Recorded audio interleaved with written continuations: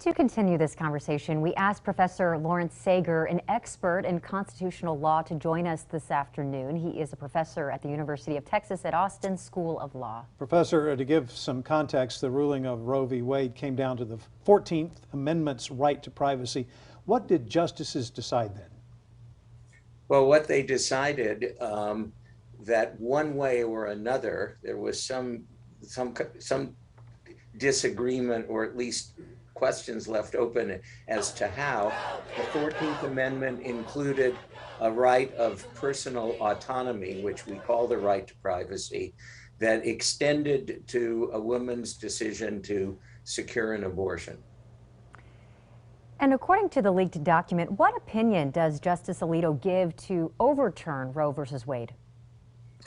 Justice Alito insists that Roe itself was badly mistaken, and that the 14th Amendment and no other portion of the Constitution appropriately should be read to include a right to an abortion, and that therefore from Roe forward, all of those cases should now be overturned, and anti-abortion legislation measured by a very weak test called the rational basis test.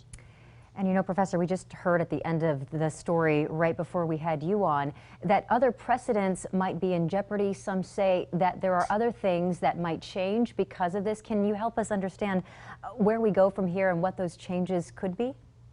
Well, there are a couple of things. In the story you began with, the concern that was raised was about the use of contraceptives and about same-sex marriage.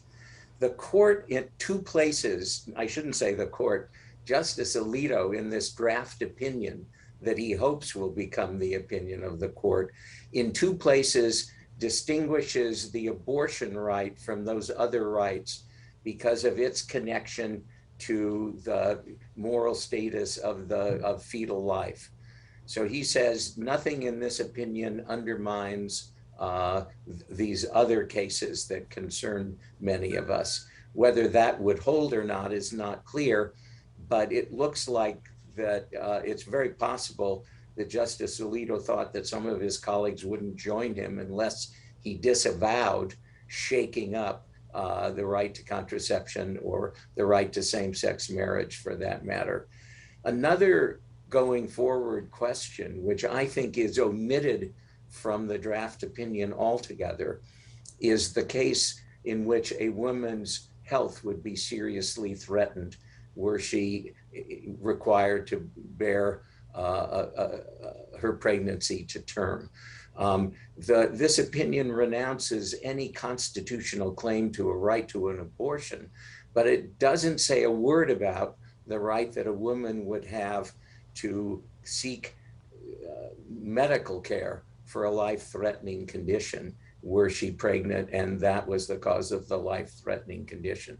So there are, even within abortion, there are questions left open by what is, I want to stress at this point, a draft opinion that so far we know only one justice stands behind. And we'll have to wait for the final decision.